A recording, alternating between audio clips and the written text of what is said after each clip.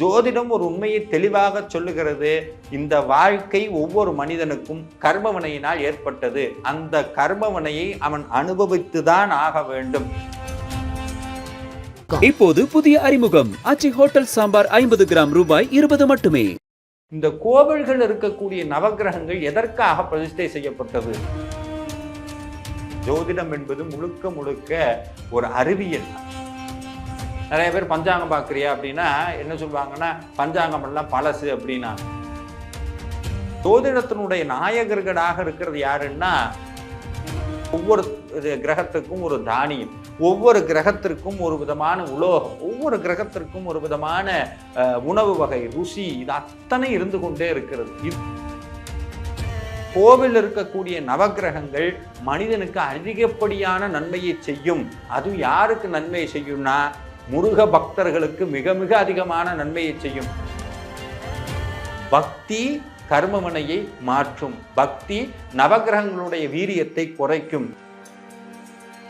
செவ்வாய் தோஷம்ங்கிறாங்க, சில பேர் நாகதோஷங்கிறாங்க, சர்ப்பதோஷங்கிறாங்க, என்னென்னமோ தோஷமெல்லாம் சொல்றாங்களே. இந்த தோஷமெல்லாம் நிவர்த்தி ஆகணும்னா என்ன பண்றது அப்படின்னா, சேயவன் புந்தி வனவாசமாதுடன் சேர்ந்த சென்றர், சேயவன் புந்தி கணிசா சாரந்தக சேர்ந்த வெண்ணர், சேயவன் புந்தி பனி பானு வெள்ளி புன் செங்கதிரோன், சேயவன் புந்தி தடுமாறவே தரும் சேதமின்றே.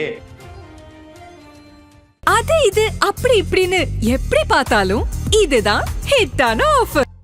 பக்தி கதைகள், பக்தி பாடல்கள் மற்றும் ஆன்மீக சொற்பொழிவுகள் மூலம் உங்கள் ஆன்மாவை தூய்மைப்படுத்துங்கள். இன்றைய ஆலய ஆப்பை டவுன்லோட் செய்யவும். ஆன்மீக கிளிஸ் நேயர்கள் அனைவருக்கும் என்னுடைய அன்பார்ந்த வணக்கத்தை தெரிவித்துக் கொள்கிறேன். இன்னைக்கு பெரும்பாலும் யூடியூப்ல அதிகமாக எதை பார்க்குறாங்க அப்படின்னு பார்த்தோம்னா, ஆன்மீகமா அது கொஞ்சம், சமையலா அதுவும் கொஞ்சம்.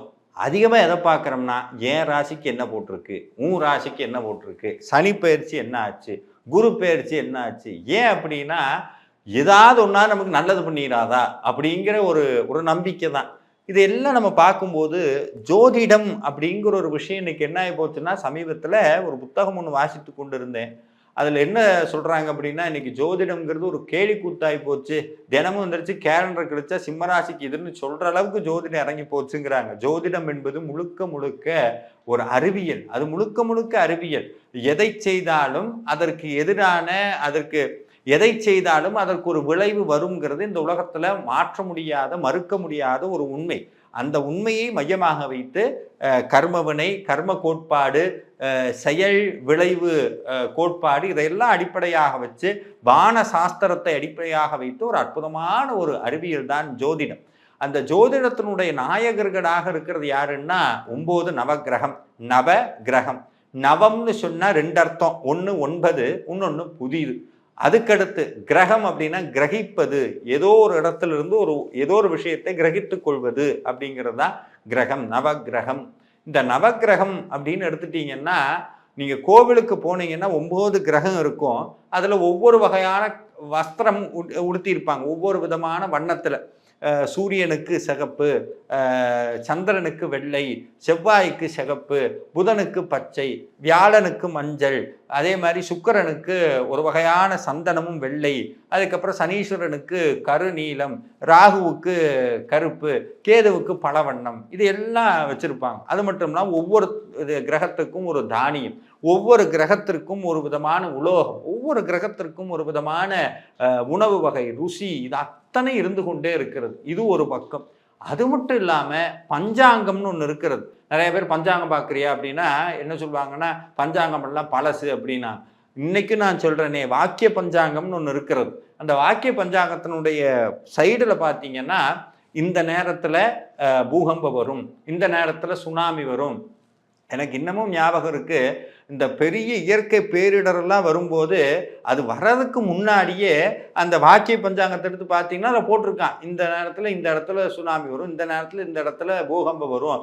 இதெல்லாம் எப்படி கரெக்டாக சொல்கிறாங்க அப்படின்னா, அதுதான் பஞ்சாங்கம்னு பேரே வச்சுருக்காங்க. திதி, வாரம், நட்சத்திரம், கரணம், யோகம்னு ஒரு 5 விஷயங்களை வைத்து ஆராய்ச்சி பண்ணி கிரகத்தினுடைய சஞ்சாரத்தை எல்லாம் வச்சு கால்குலேட் பண்ணிடுறாங்க. துல்லியமாக இருக்கிறது.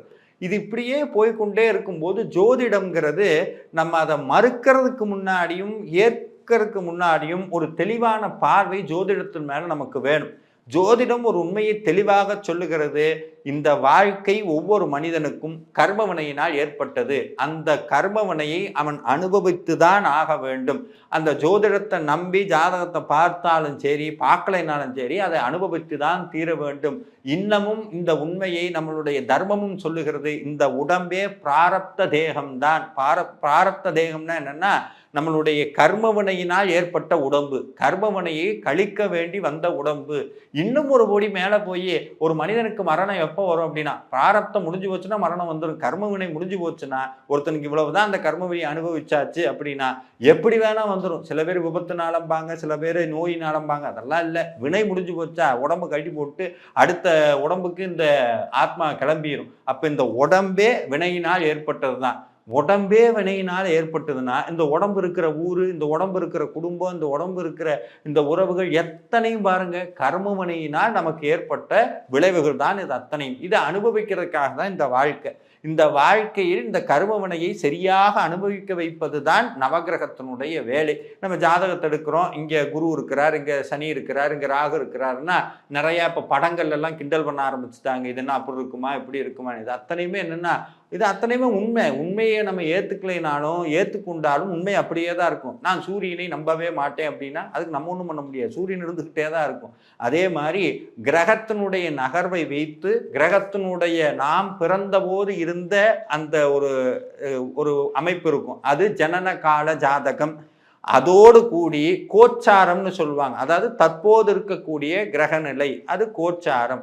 அது மட்டும் இல்லாமல் ஒவ்வொருத்தருக்கும் தசாபுத்தின்னு ஒன்று நடக்கும். ஒவ்வொருத்தருக்கும் என்ன திசை நடக்கிறது, சில பேருக்கு ராகு திசை, சில பேருக்கு சூரிய திசை. இதையெல்லாம் ஒரு கால்குலேஷன் பண்ணி இவருக்கு இதெல்லாம் நடக்கும் நடக்காதுங்கிறது தான் ஜோதிடத்தினுடைய அடிப்படை. சரி, இதை ஏன் நான் இப்போ உங்கள்கிட்ட சொல்லிட்டு இருக்கேன்னா, இதை அடிப்படையாக நீங்கள் புரிஞ்சுக்கிட்டாதான் அடுத்து கோவிலுக்குள்ளே போகும்போது நவகிரகங்களை வழிபடும் போது நமக்கு ஒரு உணர்வு வரணும். இந்த கோவில்கள் இருக்கக்கூடிய நவகிரகங்கள் எதற்காக பிரதிஷ்டை செய்யப்பட்டது அப்படின்னா, ஒவ்வொரு கோவிலும் மனிதனை ஆத்ம விடுதலை, ஆன்ம விடுதலைன்னு சொல்லக்கூடிய முக்தியை அடைய வேணுங்கிறத தூண்டுறதுக்காக தான் கோவில்கள்ங்கிறது அமைக்கப்பட்டது. அதுக்குள்ளே வர அத்தனை பேருக்கு அது வருமானம் கேட்டால் வராது. ஏன் வராதுன்னா, ஒவ்வொருத்தருக்கும் 1008 பிரச்சனை இருக்குது. உதாரணத்துக்கு கடன் பிரச்சனை, உடம்புல வியாதி, இதையெல்லாம் விட்டுட்டு போய் எனக்கு ஆத்மா, எனக்கு முக்தி வேணும், ஞானம் வேணும்னு யாரும் கேட்க போறதில்லை. அப்போ முதல்ல இதை சரி செய்யணும். அதாவது அவர்களுடைய தேவையை பூர்த்தி செய்ய வேணும். அதையும் கோவில் செய்யும், அதையும் கோவிலும் வழிபாடும் செய்யும். அதற்குனே தனி ஒரு பூஜை இருக்கிறது, காமிய வழிபாடு. அதாவது ஆசைகளை பூர்த்தி செய்யக்கூடிய வழிபாடுன்னு பெயர். இது ஒரு வகையில் சரின்னு சொல்லலாம், ஒரு வகையில் இதையே தொடர்ந்து செய்து கொண்டிருந்தால் அது தவறும்னு சொல்லலாம். ஏன்னா நம்மளுடைய ஆசை நிறைவேறுமான்னு கேட்டால் நிறைவேறினதுக்கப்புறம் அடுத்த ஆசை வராமல் இருக்குமா? அடுத்து வந்துடும். அப்போது ஒரு கட்டத்துக்கு மேலே ஆசைகளை பூர்த்தி செய்தும் அந்த ஆசைகள் நிறைவேறாத போது ஏன் என்ற கேள்வியை கேட்க வைத்தும் அந்த கேள்வியின் மூலமாக இறைவனை நாட வைப்பது, இது அத்தனையுமே எது செய்யும்னா நவகிரகம் செய்யும். ஒரு சின்ன உதாரணம் சொல்கிறேன். இந்த 7.5 சனி, ஜென்மச்சனி, சனீஸ்வரர், இதெல்லாம் பார்த்தா எல்லாரும் பயப்படுவாங்க. கஷ்டம் வரும்னு. ஒரு உண்மையை சொல்கிறேன். எப்போது சனியினுடைய தாக்கம் இருக்கிறதோ அப்போதான் ஆன்மீகத்தில் ஒரு நாட்டம் வரும். சனியினுடைய திசையில தான் ஆன்மீகத்தின் மேலே நாட்டம் வரும். ஏன்னா அப்போ தான் அதிகமாக துன்பப்படும் போது ஏங்கிற கேள்வி வரும். கேள்வி வரும்போது விடையை தேடி நம்ம போக ஆரம்பிப்போம். இந்த மாதிரி மனிதனுடைய வாழ்க்கையில் சில உண்மையை புரிய வைப்பதற்காக நவகிரகங்கள் வினையை ஊட்டுகிறது. வினை ஊட்டுகிறதுன்னா அவங்க இஷ்டத்துக்கு ஊட்டுறது இல்லை, நம்ம செய்த நமக்கு திருப்பி கொடுக்குறாங்க. அப்போ கோவில் இருக்கக்கூடிய நவகிரகங்கள் மனிதனுக்கு அதிகப்படியான நன்மையை செய்யும். அதுவும் யாருக்கு நன்மையை செய்யும்னா, முருக பக்தர்களுக்கு மிக மிக அதிகமான நன்மையை செய்யும். அப்போ சிவன் பக்தர்களுக்கு, சக்தி பக்தர்களுக்கு, மகாவிஷ்ணுவனுடைய பக்தர்களுக்கு தான் பேரு தான் வேறு, இறைவன் ஒருவன் தான். ஏதோர் இறைவனை தீர்க்கமாக நம்பக்கூடிய ஒவ்வொரு பக்தர்களுக்கும் நவகிரகம் அந்த பக்தியை மேம்படுத்துவதற்கு உதவி புரியுங்கிறத நான் கண்கூடாக உணர்ந்திருக்கிறேன். என் வாழ்க்கையில் நான் மறக்க முடியாத ஒரு சம்பவம். எனக்கு மிக நெருங்கிய ஒரு பணிக்கர் இருக்கிறார். அப்படின்னு என்னென்னா, பக்கத்தில் இருக்கக்கூடிய கேரளாவில் ஜோதிடம் பார்க்கக்கூடிய ஒரு அற்புதமான மனிதர், மிக அற்புதமான ஒரு ஜோதிட அறிவு படைத்தவர். அவர் என்ன பண்ணுறாருன்னா, அவருடைய ஜாதகத்தை கேரளாவில் இருக்கக்கூடிய மிகப்பெரிய ஜோதிடர்கிட்ட கொண்டு போய் கொடுக்குறார். அவர் அதை பார்க்குறார். பார்த்துட்டு ஒரே விஷயம் சொன்னார், உனக்கு இந்த ஜென்மத்தில் கல்யாணம் நடக்காதுன்னு தூக்கி போட்டாரு அப்படின்னார். ஆனால் அதை தூக்கி போட்டு ஒரு விஷயம் சொன்னாராம், பரிகாரம் அப்படின்னு எதாவது கேட்டோன்னே அவர் சொன்னாராம் ஒரே ஒரு வார்த்தை என் மனதில் ஆணி அடித்த மாதிரி பதிஞ்சதுங்க. அது என்னன்னா, பக்தி எல்லா திசையையும் மாற்றும், பக்தி நவக்கிரகத்தை வெல்லும், பக்தி கர்மவனையை வெல்லும், பக்தி எல்லாத்தையும் மாற்றும்னார். ஆனால் அது சொன்ன மாதிரியே இவருக்கு கல்யாணம் தள்ளி போச்சு. ஆனால் கல்யாணம் நடந்தது, கல்யாணம் அப்படியே நடந்தது, நல்லா இருக்கிறாங்க. இது எப்படி நடந்ததுன்னா, இறைவன் மீது அவர் தீவிரமான ஐயப்ப பக்தன், ஐயப்பன் மேல அசைக்க முடியாத நம்பிக்கை வச்சிருக்கிறவர். ஐயப்பனுடைய மேல் வச்ச பக்தி அவரை மாற்றியது, அவருக்கு ஒரு நல்ல வாழ்க்கையை அமைத்து கொடுத்தது.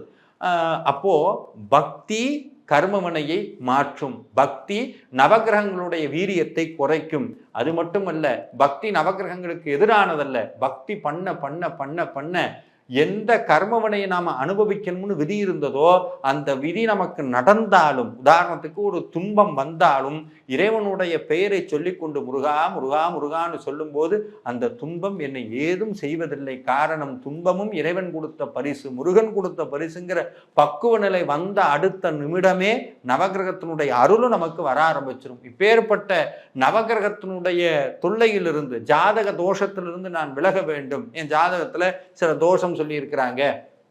சில பேர் செவ்வாய் தோஷங்கிறாங்க, சில பேர் நாகதோஷங்கிறாங்க, சர்ப்பதோஷங்கிறாங்க, என்னென்னமோ தோஷமெல்லாம் சொல்றாங்களே. இந்த தோஷமெல்லாம் நிவர்த்தி ஆகணும்னா என்ன பண்றது அப்படின்னா, அருணகிரிநாதர் நமக்காக அற்புதமான ஒரு பதிகத்தை கொடுத்திருக்கிறார். கந்தர் அந்தாதியில நம்மளுடைய போற்றுதலுக்குரிய மகான் வாரியார் சுவாமிகள் சொல்லுவார், வீட்டை விட்டு கிளம்புறதுக்கு முன்னாடி, ஒரு நல்ல வேலையை தொடங்குறதுக்கு முன்னாடி, இல்லை ஏதாவது ஒரு முயற்சியை செய்வதற்கு முன்னாடி முருகனுடைய படத்திற்கு முன்னாடி தீபமேற்றி இந்த பதிகத்தை பாடிட்டு நீங்க வீட்டை விட்டு வெளியே போங்க, எல்லாம் ஜெயமாகும்னார். அப்பேற்பட்ட நவக்கிரக தோஷங்களை நிவர்த்தி செய்யக்கூடிய பதிகத்தை சொல்லுகிறேன். அடியார்கள் குறித்து கொண்டு இந்த அற்புதமான பதிகத்தை பாராயணம் செய்தால் நவக்கிரக தோஷங்கள் நம்மை விட்டு விலகும், நல்ல அறம் சார்ந்த மனம் நமக்கு அமையும். அந்த பாடல் இதோ. சேயவன் புந்தி வனவாசமாதுடன் சேர்ந்த செந்தர், சேயவன் புந்தி கனிசா சாரந்தக சேர்ந்த வெண்ணர், சேயவன் புந்தி பனி பானு வெள்ளி பொன் செங்கதிரோன், சேயவன் புந்தி தடுமாறவே தரும் சேதமின்றே அப்படின்னு இந்த அற்புதமான கந்தரந்தாதி பாடல் இருக்கிறது. இதனுடைய அர்த்தம் மிக அற்புதமானது. என்னன்னா, திருச்செந்தூரிலே வள்ளி விராட்டியோடு அற்புதமாக வீற்றிருக்கக்கூடிய செந்திலாண்டவனை எவனெல்லாம் புத்தியில் வைத்து வழிபடுகின்றானோ அவனுக்கு எப்போதும் எப்போதும் திங்கள் செவ்வாய் புதன் வியாழன் வெள்ளி இப்படி இருக்கக்கூடிய நவக்கிரகங்கள்னால ஏற்படக்கூடிய மன தடுமாற்றம் ஒருபோதும் நடக்காது அப்படிங்கிறது அருணகிரிநாத பெருமானுடைய வாக்கு. எனவே அடியார்களே, அற்புதமான இந்த கந்தரந்தாதி பாடலை தினந்தோறும் முருகனுடைய திருவடியில் சமர்ப்பணம் செய்யுங்கள். நவக்கிரக தோஷம் நம்மை எதுவும் செய்யாது. நீங்கள் இனிமேல் கோவிலுக்கு சென்றீங்கன்னா நவகிரகத்தை சுத்தும் போது இந்த பாடலை சொல்லி நவகிரகத்தை சுற்றி வழிபட்டு வாருங்கள். நிச்சயமாக அற்புதமான ஆனந்த வாழ்க்கை முருகப்பெருமான் தருவார். நன்றி, வணக்கம். முருகா சரணம். பக்தி கதைகள், பக்தி பாடல்கள் மற்றும் ஆன்மீக சொற்பொழிவுகள் மூலம் உங்கள் ஆன்மாவை தூய்மைப்படுத்துங்கள். இன்றைய ஆலய ஆப்பை டவுன்லோட் செய்யவும். இப்போது புதிய அறிமுகம் ஆச்சி ஹோட்டல் சாம்பார் 50 கிராம் ரூபாய் 20 மட்டுமே. அது இது அப்படி இப்படின்னு எப்படி பார்த்தாலும் இதுதான் ஹிட்டான ஆஃபர்.